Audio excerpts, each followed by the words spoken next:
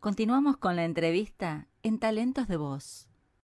Pero esto es interesante porque lo que comento siempre, por ejemplo, hace 2 entrevistas atrás estuvimos con Moisés Palacios y comentaba que, bueno, Mario Filio le había dicho para hacer cursos que no, y decía, bueno, antes a mí no me enseñó nadie, bueno, lo voy a hacer y demás.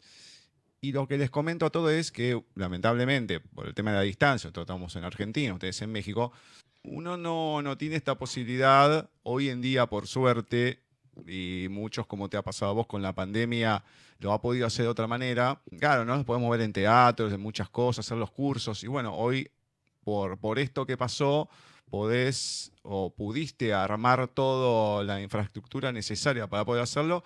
Y digamos que de cualquier parte del mundo alguien puede tomar uno de estos cursos con vos. Claro, claro. De hecho, te he de decir que en lo que se refiere a lo que son mis clínicas, porque son clínicas en el manejo de voz, eso sí lo vengo dando hace mucho tiempo, eso antes de la pandemia incluso, ¿no? Y he trabajado para varios lugares de Estados Unidos, para algunos lugares de Centroamérica, para varios lugares de mi país, que son, están lejos, no están cerca del centro, ¿no?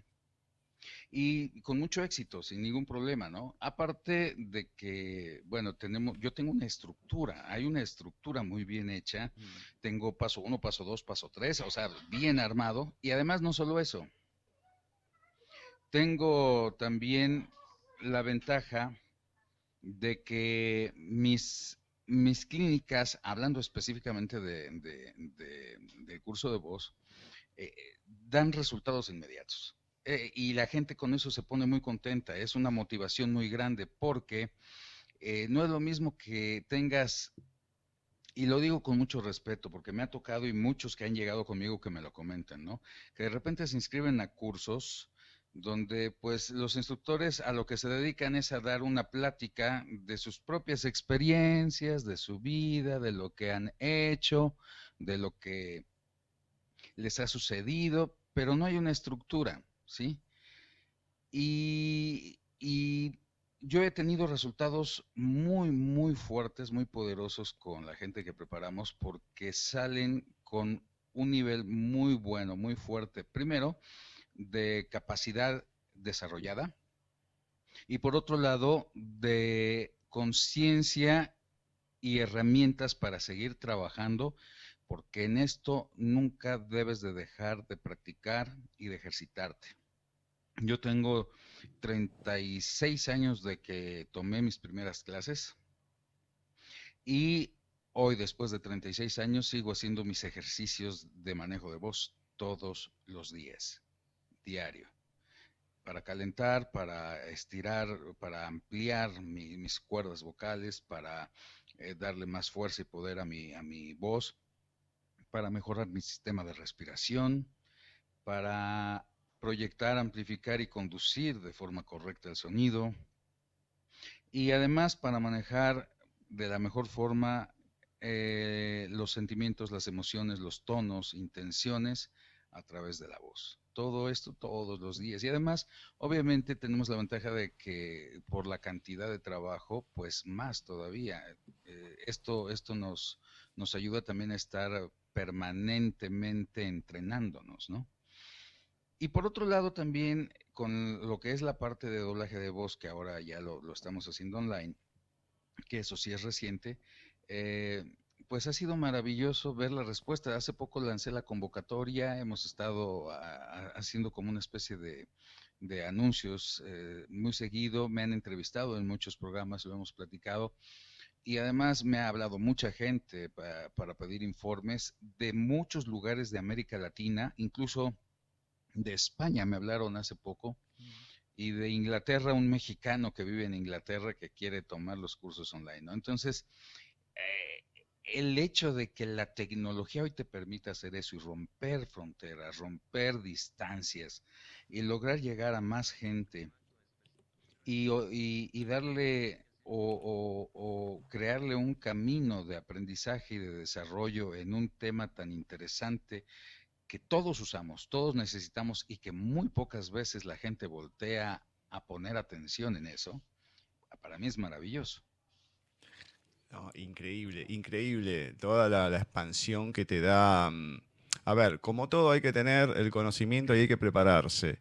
Y Claro. después, para cuando llegue el momento, vamos a poner de ampliarlo, ya estar preparado a aprovechar la oportunidad, tomarla y ahí, como decís, expandirse y que la gente lo pueda Sí, tomar, porque este es el momento, ya hace unos años, ¿no? Pero con todo el tema de la pandemia se ha ampliado mucho más todavía porque la gente ha tenido el tiempo para hacerlo, lo tiene la inquietud, digo, lo voy a hacer este es el momento y que además hay que está tener. pasando algo enorme, gigantesco, que todavía creo que no alcanza a vislumbrar en su verdadera dimensión el grueso de los que nos dedicamos, el grueso de la gente que nos dedicamos a esto.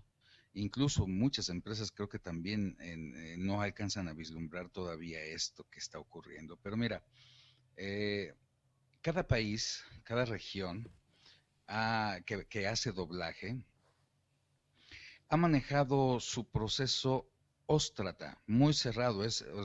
Chile para los chilenos, México para los mexicanos, Argentina para los argentinos. Y solamente en algunos casos, por ejemplo en México, muchas personas, muchos amigos que vinieron a vivir a México y que vienen de otros países, que radicaron aquí y aquí se desarrollaron, se les abrieron las puertas y crecieron aquí en doblaje, ¿sí?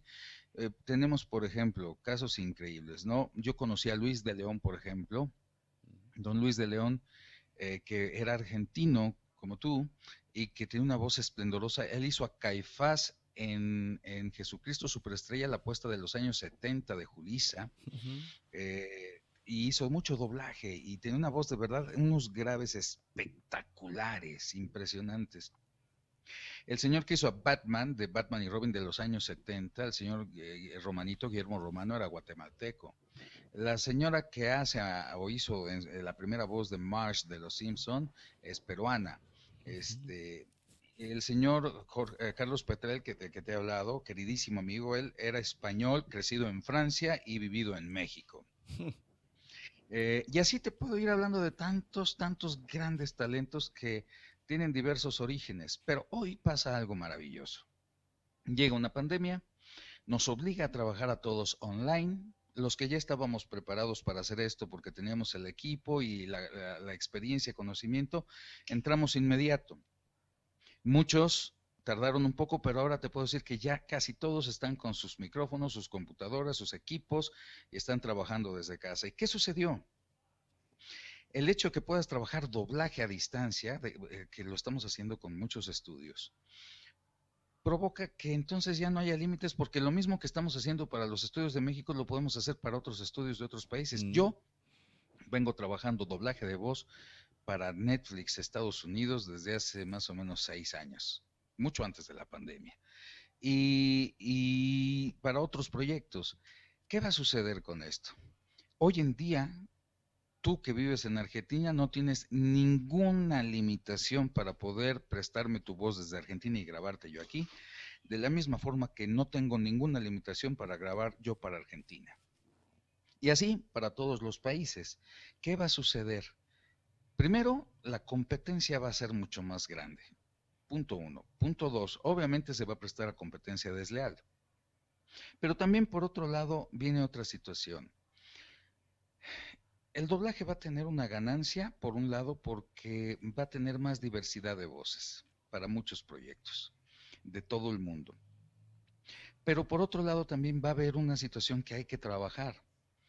¿Cómo puedes homologar acentos? Y que no se oiga. Uno de los problemas que ha tenido, por ejemplo, el doblaje que se hizo durante muchos años en Miami y en Los Ángeles, es que había una comunidad de latinos muy grande haciendo doblaje, pero cada uno llegaba con su acento. Y entonces el resultado final era una mezcolanza de acentos que provocaba que fuera risible o no creíble o fuera de contexto el resultado en cuanto a unificación de estilos, por decirlo de alguna manera.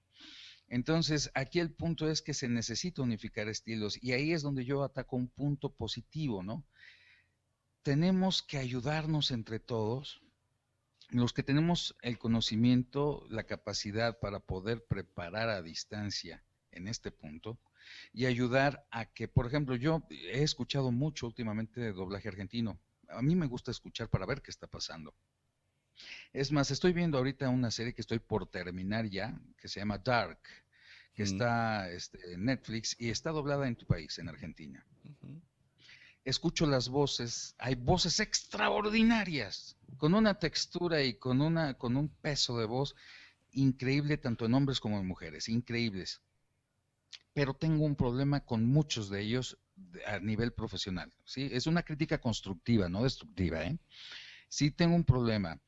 En este proceso de búsqueda de neutralizar el acento, también neutralizan actuación. Porque por estar pensando, se nota, por estar pensando en que no se le salga el acento argentino, también se olvidan muchas veces de la interpretación o de repente los tonos que dan son o muy flats o muy planos, muy cantados o faltos de fuerza, faltos, a veces los tonos, las intenciones, las emociones tienen que ser explosivas, pero a veces tienen que ser implosivas. Manejar la implosividad es muy difícil y no cualquiera lo hace y hay mucha carencia de un buen manejo de implosividad en los actores que he escuchado, no solo de Argentina, incluso de mi país, ¿eh? De las nuevas generaciones tienen carencias enormes en ese sentido, ¿no? Entonces, yo abogaría porque fuéramos humildes todos y nos capacitáramos. Y el hecho de que yo, por ejemplo, capacite y me pueda dar cuenta de eso, no quiere decir que yo no tenga y también situaciones que tengo que pulir y resolver.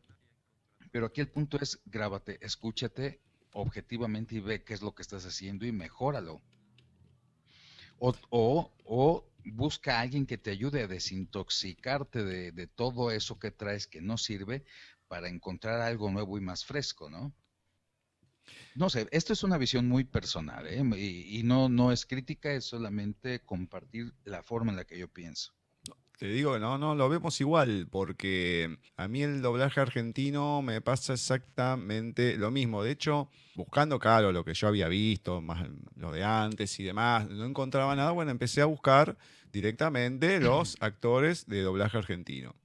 Entré uno cualquiera y lo empecé a escuchar esa prueba de voz que te da en la página Doblaje Wiki. Sí, Había una escena, 4 personas. Mm, para mí, las 4 personas eran la misma. todo se oye igual, todo Todo se oye se igual. oía igual. La emoción que había en un momento, porque eran 2 secundarios y 2 que estaban como discutiendo por una situación. No, no sonaba Pero creíble.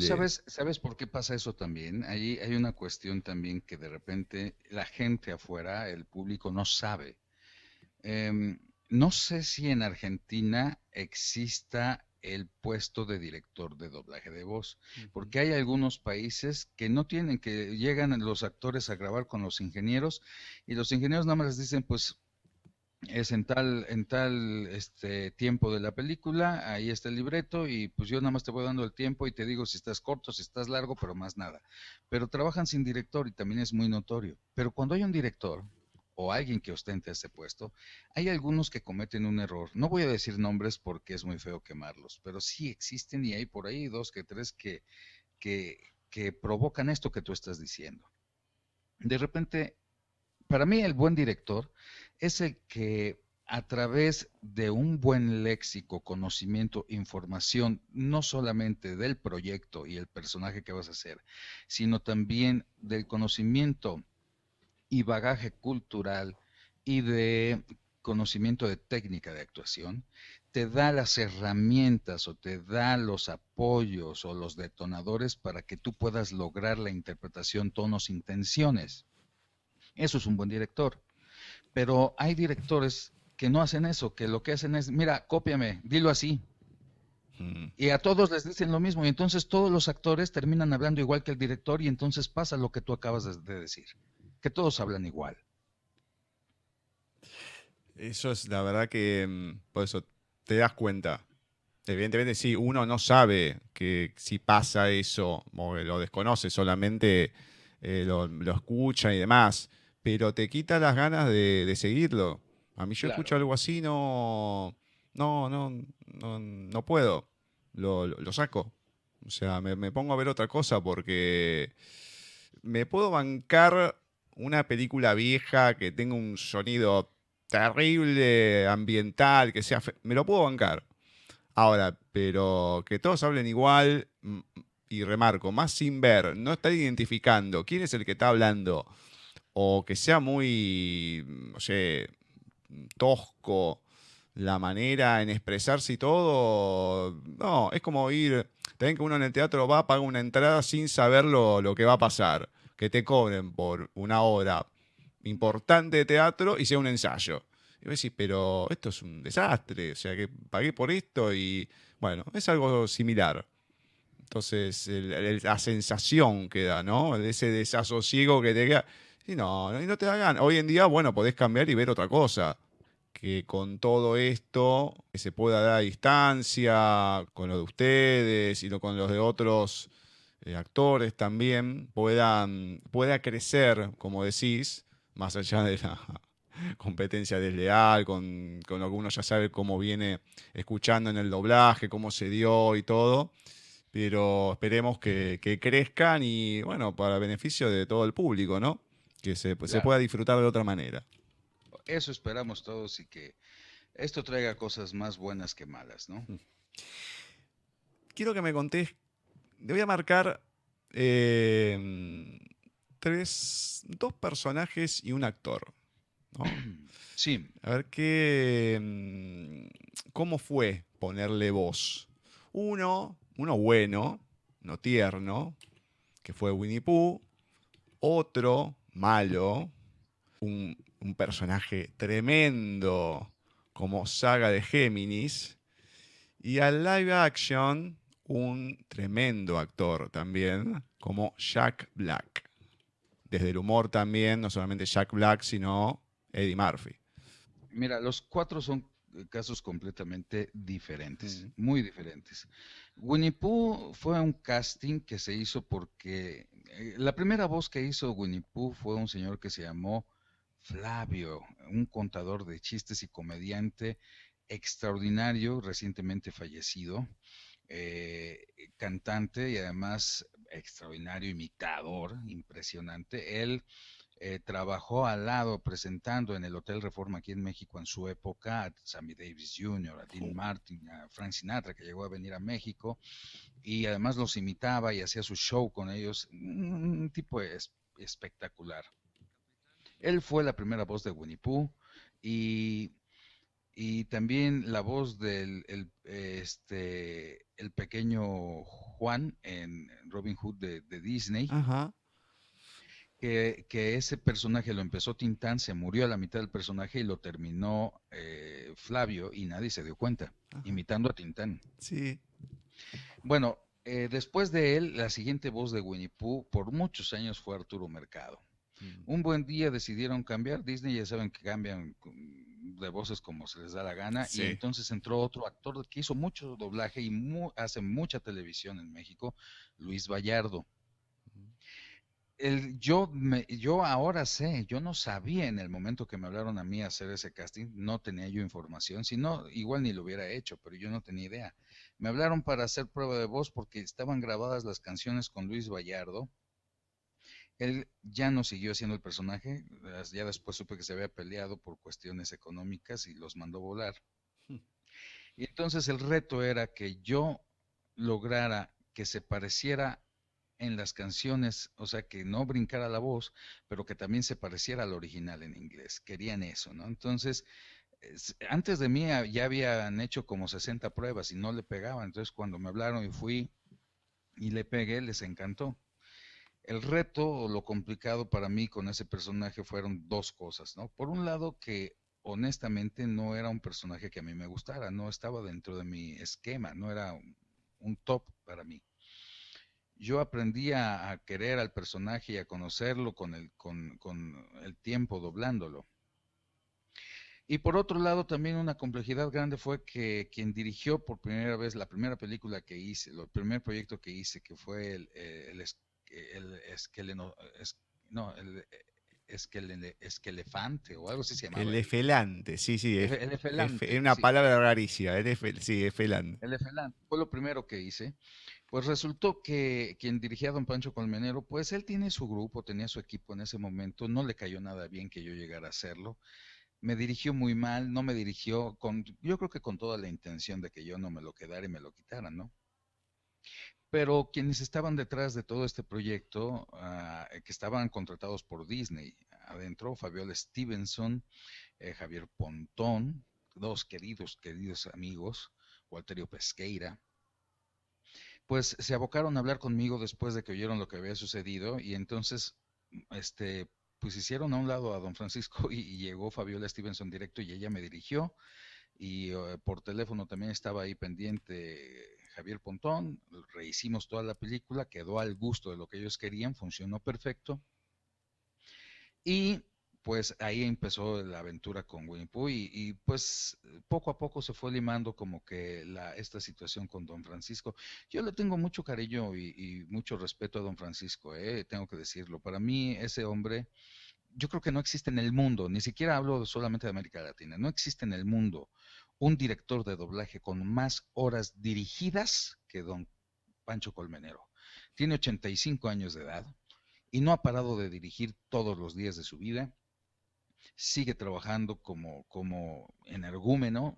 Ahora con la pandemia a lo mejor está un poco tranquilo, pero no saben la cantidad de horas dirigidas y de proyectos dirigidos desde hace, por lo menos debe tener como 65, 68 años en el doblaje, para que se den una idea, ¿sí? Es impresionante su carrera. Entonces yo no tengo absolutamente nada contra él, le tengo mucho cariño y mucho respeto, pero las circunstancias fueron así y me costó mucho que me aceptara y que entendiera que pues no era yo, ¿no? Era Disney y esas cuestiones pues que siempre han manejado ahí, ¿no? Eso fue la cuestión con Winnie Pooh. Muy diferente con Saga de Géminis, por ejemplo, que pues eso fue cuestión del destino más que otra cosa. Jesús Barrero, que dirigía esta serie, que era un gran amigo, era mi hermano del alma. Jesús dirigía Caballos del Zodíaco y todos los que trabajábamos, que estábamos juntos al mismo tiempo en el atril en esa época, él iba designando, llegaba con su libreto, su película, y entonces iba viendo y decía, a ver, tú haces este y tú haces este. Y así en cada escena. Y entonces fortuitamente a mí llegó Saga de Géminis, pero con una frase nada más que decía, voy a acabar contigo, Seiya, era todo. Le puse esa voz porque le vi cara de malo, pero después los siguientes capítulos seguía hablando con esa voz y cuartillas y cuartillas y cuartillas sin parar y me quedé afónico. Y entonces tardé 4 capítulos más o menos en encontrar la colocación correcta, resonadores correctos para lograr ese sonido y no lastimarme. Y así lo vengo haciendo desde pues, hace 28 años, ¿no? Ese es con el caso de Saga. Con el caso de el personaje de Jack Black, bueno, el actor Jack Black, pues, también fue fortuito. La primera vez que lo doblo yo es en una película que se llama High Fidelity, Mm. porque Gaby Wheeler, que dirigía esta película, me habló para hacerlo porque le pareció que yo podía interpretarlo. Era un personaje de tercera parte, ¿sí? No era muy, muy importante en la película. Y pero pegó muy fuerte esa película en su tiempo y entonces me ubicaron y de ahí me empezaron a hablar para hacer a este personaje recurrentemente. No soy la única voz que ha doblado a Jack Black, ha habido otros, pero lo he doblado en muchos proyectos y él de su boca, no dicho por mí de su boca, él me ha reconocido como su voz en español, que le gusta que yo lo haga en español. Yo lo conocí en el año 2010 en el proyecto de los viajes de Gulliver, en una conferencia de prensa en el Hotel Four Seasons aquí en Reforma, en la Ciudad de México. Y cuando le dije quién era, en medio de la prensa y todo, sí se emocionó y me subió con él al lugar donde estaba dando la conferencia y comentó por ahí está el video, si lo buscan en YouTube, dice Jack Black conoce a Javier Rivero, Mm. a su voz en español. Y entonces él comenta que yo represento el 50% de su éxito en español. Lo menciona él, pero yo no lo creo. O sea, yo más bien siento que finalmente lo que él quiere dar a entender, y creo que es eso, es que un buen doblaje al español representa el 50% del éxito de cualquier proyecto que venga del extranjero. Entonces, si un buen doblaje está hecho en México, en Argentina, en Chile, en Colombia, en Venezuela, si es un buen doblaje, pues le va a dar el 50% del empuje, del éxito a cualquier proyecto, ¿no? Eso es lo que pienso con eso. Y ha sido muy padre, muy divertido, porque ese, de todos los actores que yo he doblado, es el que prácticamente te puedo decir que no me cuesta ningún trabajo hacer. Lo conozco al revés y al derecho porque creo que somos muy parecidos. Cuando yo lo conocí fue casi como verme al espejo, actitudes, intenciones, la forma en la que yo soy, es él, somos como un espejo. Entonces yo cuando veo el libreto y yo llego a trabajar, yo nada más de leerlo ya sé cómo lo va a decir, con qué tonos, con qué intenciones, y te puedo decir que mucho de lo que he hecho con Jack Black ha sido como una especie de juego de espejo en muchos sentidos, ha sido increíble, ¿no? Por otro lado, con Eddie Murphy ha sido otra cosa diferente. Eddie Murphy, eh, la primera vez que yo doblo a Eddie Murphy es en Doctor Dolittle. A mí el dueño del estudio me pidió que yo armara el casting para esa película y yo no me puse para Eddie Murphy, yo puse a otros actores que sentía que tenían una voz más pesada, más poderosa, más grave, más bonita en muchos sentidos. Y mandamos, todos los personajes fueron escogidos, pero el cliente mandó decir que Eddie Murphy no tenía una voz pesada, que querían que fuera más light, pero con grandes dotes de comedia, de manejo de tonos e intenciones. El supervisor de 20th Century Fox en aquella época era Carlos Pontón, hermano de Javier Pontón, querido amigo.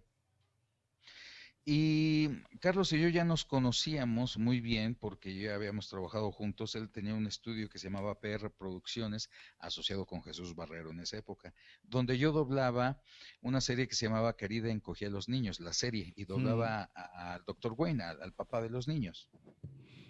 Con una velocidad impresionante y cambios de tonos, de intenciones, y él conocía mi trabajo en ese sentido, y entonces mandó decir que por favor yo hiciera la prueba.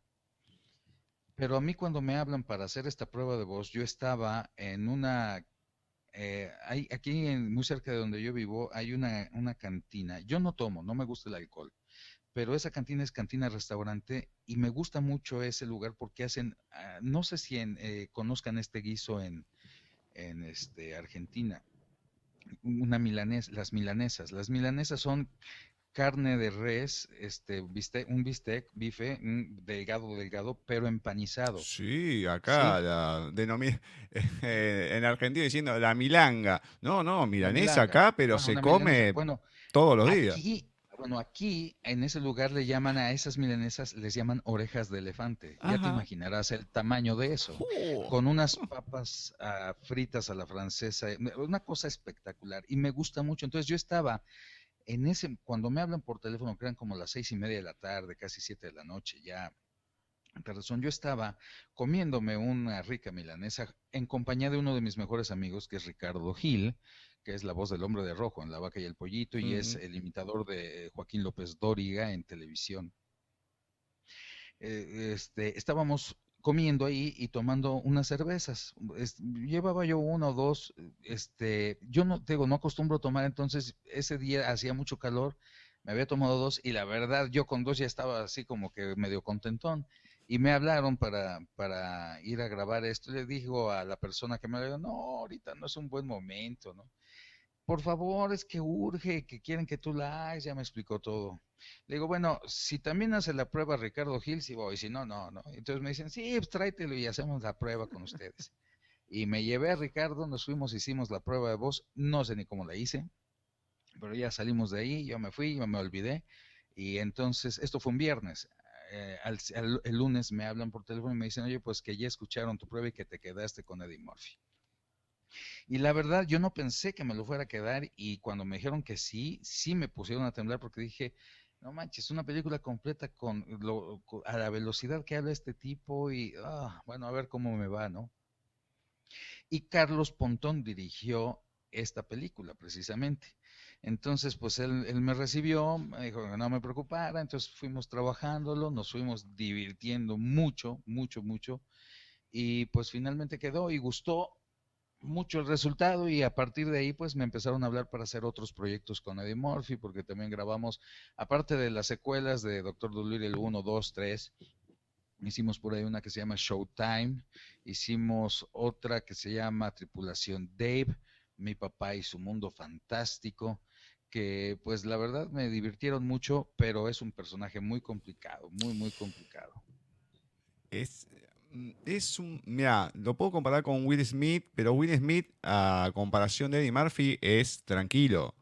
Porque Sí, sí, tiene muchos tonos medios y agudos y habla muy rápido. la Sí, velocidad es impresionante y además toma en cuenta que la boca que yo estoy doblando en cine se va a ver de 2 metros claro. de ancho por 1,5 de altura, ¿sí? Y ahí se va a ver todo, o sea, si quedas corto, si quedas largo, si no das el gesto, la intención, etc., etc., todo se va a ver. Entonces se vuelve muy complicado, muy complicado, pero muy divertido, eso sí. Exactamente. Quiero que me contés un poco porque ha sido una voz que a varias generaciones nos han acompañado. Una con una serie muy importante como Robotech y lógicamente Los Caballeros del Zodíaco. Dos series importantes, aunque ha hecho miles, miles de cosas, como fue Jesús Barrero, tu No, relación con él. Jesús Barrero es un punto y aparte, es un story point importante en mi vida, en muchos sentidos. Primero como amigo,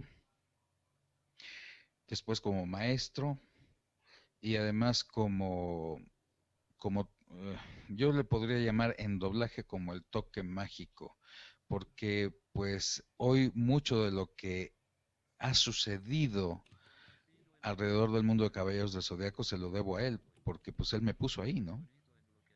Él prácticamente tuvo el toque mágico de decir, tú estás aquí con este personaje. Y eso pues nunca dejaré de agradecérselo hasta el cosmo, donde quiera que se encuentre. Y por otro lado, pues te puedo decir que como amigo, pues fue increíble la relación. Él y yo empezamos juntos, bueno, él empezó en doblaje desde niño, ¿sí? Pero empezamos juntos en una serie de televisión que es donde yo lo conozco, que se llamó Comando Especial, Mm, 21 Jump Street, que después se hizo el remake en cine hace algunos años. En esta serie empieza Johnny Depp, que doblaba a Jesús Barrero mm. precisamente. Yo doblaba a Peter DeLuise, era el personaje de Penhall, y así fue donde empezamos nuestra amistad. Ahí fue donde nos conocimos y nos hicimos muy, muy grandes amigos. Te hablo de 1986. Y entonces, un buen día empezó la primera agencia de locutores una de las primeras agencias de locutores que se llamó Spot, que él fundó junto con Patti Palestino, que era su esposa en esa época. Y entonces tuvieron una hija. Al poco tiempo se truenan, se separan, él se deprime mucho y entonces yo vivía en esa época no en la Ciudad de México, yo vivía en una ciudad a 70 kilómetros de la Ciudad de México que es hermosísima, se llama Cuernavaca, en el estado de Morelos. De hecho, allá vive mi familia, yo voy seguido para allá todavía. Y me llevé a Jesús a vivir a Cuernavaca y entonces empezamos a ir y venir diario de Cuernavaca a México. De su casa que le conseguí estaba enfrente de la mía prácticamente. Y entonces desde allí hasta los estudios de producción en Salgado hacíamos 1 hora 25 minutos yéndonos tranquilos. Pero como siempre salíamos tarde porque se paraba tarde, porque en la noche preparaba el material que iba a presentar para que hicieran los llamados al otro día. Me daba las llaves de su coche, yo manejaba y te puedo decir que hacía yo entre 28 y 30 minutos desde nuestra casa hasta Producciones Salgado. Y así fue todo el tiempo que dirigió Caballeros del Zodiaco, todo ese tiempo, ¿no? Un buen día yo me regresé de Cuernavaca, México, porque me casé, me reclamó, me dijo que lo había dejado como chacha allá en Cuernavaca, y le dije, pues vente conmigo. Y yo recién casado en esa época, se vino a vivir a mi casa 6 meses, hasta que le presenté a una querida amiga, se casó con ella y yo lo saqué de mi casa para llevarlo al altar, a la iglesia, y así fue como pude hacer que se saliera de mi casa mi amigo, ¿no? Diciéndolo un poco en juego, ¿no? No en serio, pero ese nivel de amistad, eso es lo que había entre nosotros, ¿no? Qué lindo, qué lindo. Me gustó porque ahí dentro de las curiosidades que había, bueno, decía que, por ejemplo, cuando había un proyecto de Disney, como tenían una voz dentro de todo parecida, que no querían que se juntaran, cuando había personajes jóvenes, ¿no? Y, Sí, sí, los personajes medianos jóvenes en tonos medios y agudos, nuestras voces eran sumamente parecidas mm, y Disney prohibió que trabajáramos en el mismo proyecto por esa situación. Yo empecé a trabajar mucho más mis graves y le di un giro y él mantuvo mucho la tesitura media, media aguda hasta el final, o sea, haciendo personajes como, no sé si recuerdan la galletita de jengibre de Shrek, era un personaje sí, extraordinario, lo que logra de ternura, pero al mismo tiempo de canijez, ¿no? De malicia del personaje. O haciendo personajes tan entrañables como el mismo Seiya, o como otro personaje que a mí me gustaba mucho de Jesús. Yo tuve la oportunidad de dirigir muchos mm, proyectos al español. Uno de ellos fue 60 segundos, la película de 60 segundos. mm, Y el personaje estelar, el actor estelar Nicolas Cage tenía un hermano en la película que pues es amenazado de muerte y que tiene varios problemas. Este personaje, el hermano, lo hace Jesús Barrero y hace una maravilla con ese personaje. Se los recomiendo, véanlo. Extraordinario en sus medios agudos, siempre mantuvo eso y a pesar de que él tenía ya 56, 57 años, su voz se seguía oyendo como si tuviera 30, ¿no? 28, 30. Muy, muy prístina, muy bonita. Coméntame, el trabajo que más se te complicó, que más te costó entrar, y un personaje que te guste de lo que hayas hecho, ¿no? En general, puede ser en la actuación, en el doblaje. Bueno, complejo, personajes complejos, ahora que estoy haciendo el Guasón para DC Comics, para todo lo que es DC, que es soy la única voz de México en este momento dentro de todos los demás hermanos que están en Venezuela. Y hace 3 años ya que estamos haciendo proyectos con este personaje que además se presenta de forma diferente en cada proyecto. No siempre es igual, siempre tiene un rasgo diferente. A veces es más bufón, a veces es más oscuro, a veces es más mental, a veces es más esquizofrénico. Y poder lograr el resultado óptimo con este personaje requiere de mucha energía, de mucha eh, atención, de mucha concentración por lo complicado de este personaje, pero además es sumamente disfrutable. Y a nivel de diversión, el personaje con el que más me he divertido de todos es la vaca, de la vaca y el pollito, y me sigo divirtiendo con él además. Lo he podido sacar del contexto de la caricatura y traerlo a veces a entrevistas, a veces a conducción, a veces hasta cantando. He cantado muchas cosas jugando en plan de juego con el personaje y ha sido maravilloso. Esa época de cuando empezó Cartoon Network, esos dibujos que recién empezaban, las chicas superpoderosas, la vaca y el pollito, el laboratorio de Dexter, era algo nuevo y la vaca y el pollito era algo tan loco, pero tan loco. Sí. Yo no sabía que la voz de la vaca la hacías vos, cuando fui averiguando ahora. Y era, me parecía increíble, o sea, la variedad de tonos que tenés para poder hacer distintos personajes. Y era algo muy, muy loco el personaje de los dos, tanto el de la vaca como el pollito, muy disparatado.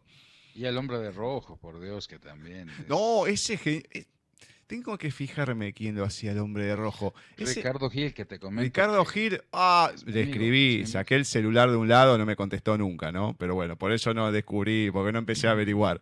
Pero me encantaría, porque ese personaje de todos los que hizo Cartoon Network es el que más me gusta.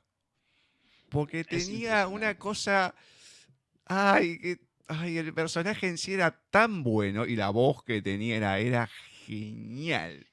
Mira, cuando a mí me invitan a hacer casting, porque fue casting para la vaca y el pollito, para la vaca, en Sweet Sync, Gerardo Suárez, el dueño de este estudio, me habló para hacer el casting. Fui, escuché el personaje en inglés que lo hace Charlie Adler, también es hombre, pero yo noté que, y esto lo usan mucho los norteamericanos para hacer los personajes y sus castings y sus personajes, usan un poco de procesador de audio, un pitch, o sea, un poquito de elevador de frecuencias, en este caso agudos, ¿no?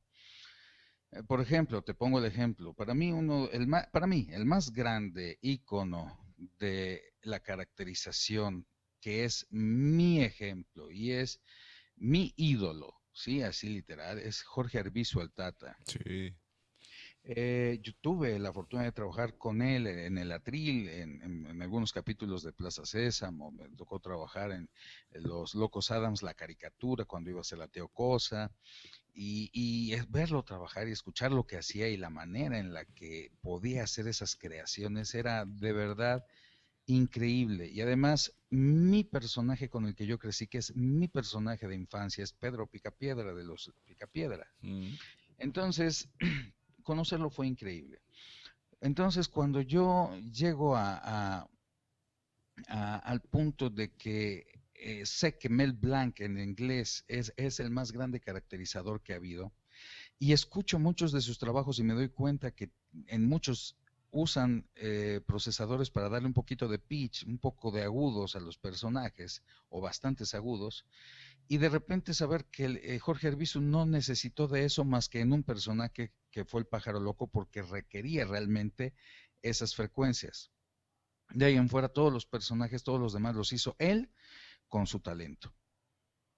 Y fue mi ejemplo. Entonces, cuando llega la vaca y escucho lo que estaba sucediendo y que me doy cuenta que hay un procesador, porque sí se escucha, dije, no, yo lo voy a hacer, pues lo voy a hacer natural y lo voy a hacer igual nada más que con mi propio pitch, con ahora sí que mi procesador natural en mi cuerpo, ¿no?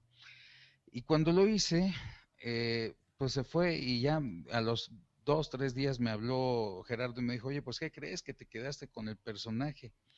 Oye, pues qué maravilla. Y no, y además quiero que sepas que te lo quedaste como el único hombre entre mujeres, porque hicieron prueba de voz muchas mujeres. Y tú fuiste el único hombre y te lo quedaste. Le digo, oye, pues qué maravilla, te agradezco. Me dice, oye, ¿y qué te parecería dirigir la caricatura? Y le digo, oye, pues sería un honor. Y ahí fue donde empezó la aventura, porque entonces no solamente me permitió hacer el personaje, sino también armar un talento, un grupo de talentos para el proyecto que yo escogí, salvo Yamila Tala, que hizo casting y se quedó con el pollo, y Ricardo Gil, que hizo casting y se quedó con el hombre de rojo. Todos los demás personajes los escogí yo. Y te hablo de que en aquella época también la caricatura traía 2 cortos de La Vaca y el Pollito y uno de Soy la Comadreja. Sí. Así venían. Entonces, yo escogí a Soy la Comadreja, que originalmente era Blas García, la voz de Optimus Prime, y que después él tuvo ahí algunas desavenencias en ese estudio, se fue y continúa siendo Víctor Hugo Aguilar. Y estaba también otro querido amigo, muy, muy querido y gran, gran talento, Mario Filio, que me Ujú. hizo a Jaimico y a Flem, de La Vaca y el Pollito. Sí. En La Vaca y el Pollito había 2 hermanos que eran como que las amistades del pollito, Flem y Earl. Flem lo hacía Mario Filio, Earl lo hacía Genaro Vázquez, que también hacía al papá de La Vaca y el Pollito. Y entonces, así empezó la aventura. Yo presentaba la caricatura, de hecho, si te acuerdas, decía La vaca y el pollito. Hoy presentamos un día de entrevista con Gustavo. Así empezaba la caricatura. Y entonces, eh, la anécdota aquí es que 57 capítulos hicimos en total. De esos 57 capítulos te puedo decir que El Hombre de Rojo, Ricardo Gil, Yamil Atala y un servidor, y también Mario Filio con Jaimico, grabamos sin ensayo el 90% de lo que hicimos en todos los capítulos. Oh. Fue ensayo grabado. Para que te des una idea de qué manera nos compenetramos Sí, con ese sí, sí, proyecto. sí, sí. No, increíble, porque vos estás contando esto hoy en día, pero yo que lo vi en el momento que salió y lo traspolo a lo que me estás contando, es increíble porque yo creo que es como te dijo Jack Black y como dijiste vos, o sea, el doblaje representa mucho. Lo había comentado antes, si tiene un mal doblaje puede ser una genialidad, pero no, no sé, termina muy deslucido. Porque puede ser la expresión corporal, el dibujo, lo que quieras, pero si lo que es la voz es fea, o lo que sé yo, ya se pierde todo. Claro, Y era algo genial. Por eso te digo, era algo nuevo, pero las expresiones en las voces, y el hombre de rojo que encima aparecía en todos lados, porque era en el laboratorio de Dexter, en las chicas superpoderosas, de vez en cuando aparecía, y era un personaje único, no, no, pero por la voz más allá del personaje en sí. Entonces era algo, no sé, a mí me gustan las caricaturas de antes, ¿no? De mi época. Pero yo las consumía también en esa época. Todo lo que iba viendo en los 90 y demás. Y lo veía. Y lo de Soy la Comadreja también, una cosa totalmente disparatada. La Comadreja y el mono. El mono era una cosa, pero totalmente disparatada. No sé si a lo mejor la calidad del dibujo era muy buena comparado con otros, pero a nivel interpretativo era algo que superaba, creo que superaba el dibujo en sí. De eso no hay ninguna duda. claro que sí. No, es que yo puedo decirte que hay talentos extraordinarios en el doblaje de voz, no solo de México, del mundo. Te puedes encontrar talentos fuera de serie. Y Ricardo Gil es uno de ellos. Mm. Ricardo Gil es un talento que lo mismo te puede hacer comedia en televisión que en teatro, extraordinario, lo mismo que te puede hacer un comercial, lo mismo que te puede grabar un personaje serio, lo mismo que te puede crear un personaje increíble. Mira, hay una película que debes de recordar. Yo dirigí Armageddon. Sí, ¿Te acuerdas que hay un astronauta ruso que llegan y se acoplan con él en el espacio? claro. Y este astronauta ruso que está medio desquiciado y loco lo hizo Ricardo Gil. Es increíble lo que hace con ese personaje. Y además es la parte divertida de la película. Es maravilloso, maravilloso. Qué Y así lindo. muchos, te puedo contar una cantidad de personajes que me hizo. Hay unas caricaturas que yo dirigí también, que ese también fue un caso increíble. Un día me habla un querido amigo ya fallecido, don Miguel Larraguibel, el dueño de un estudio que se llamaba Larsa Producciones, de doblaje y de postproducción de audio. Y entonces me dice, oye Javier, fíjate que me llegó un proyecto, pero yo estoy ahorita muy metido con muchos proyectos de video homes y estamos haciendo toda la postproducción de los video homes. Y no tengo tiempo para ver esto, entonces te puedes encargar de él. ¿Y qué necesitas, señor? Bueno, mira, quiero que tú te encargues de conseguir traductor, que tú lo dirijas, que me armes el casting, que hagas todo. Tú dime cuánto me cuesta todo eso, yo te doy a ti, te pago y tú te encargas de pagarle a toda la gente. ¿Te late? Ah, pues órale. Y así llegó a mí el Gato Félix, las Mm. nuevas aventuras del Gato Félix. Y entonces Fue maravilloso porque pude armar un reparto increíble, conté con los mejores talentos y te puedo decir que de Félix el Gato grababa yo en un día, que era una locura, ¿eh? Grababa yo 4 capítulos en un día. Y de 8 de la mañana a 3 de la tarde grababa yo todos los personajes importantes. Teníamos un atril muy largo, muy, muy largo y 2 micrófonos. Y ahí estábamos todos al mismo tiempo. Estaba Mario Raúl López, en paz descanse, la voz original de Shaka de Virgo, que me hacía a Rosco, al amigo, como gato bobo que era amigo de Félix en estas aventuras nuevas. Este, y entre él, Ricardo Gil y Germán López y yo hacía Félix el Gato, pero además hacíamos a todos los demás personajes importantes y ensayo grabado. De 8 de la mañana a 3 de la tarde se acaba lo más importante y ya después a las 4 de la tarde entraba yo con los personajes pequeños y ambientes, con toda la gente, ¿sí? Acababa yo a las 10 de la noche, pero me echaba 4 capítulos en un día y esto lo hacía yo 2 veces a la semana. Entonces acabamos 8 capítulos semanales, pero yo solamente ocupaba 2 días para hacer eso. Y fue un trabajo extraordinario de los más grandes talentos con los que yo he trabajado, algunos de ellos, ¿no? Y puedes ver el resultado además en las caricaturas. Y Ricardo me hizo unas caracterizaciones que no das crédito, ¿no? En La Vaca y el Pollito también me hizo muchos personajes aparte del Hombre de Rojo.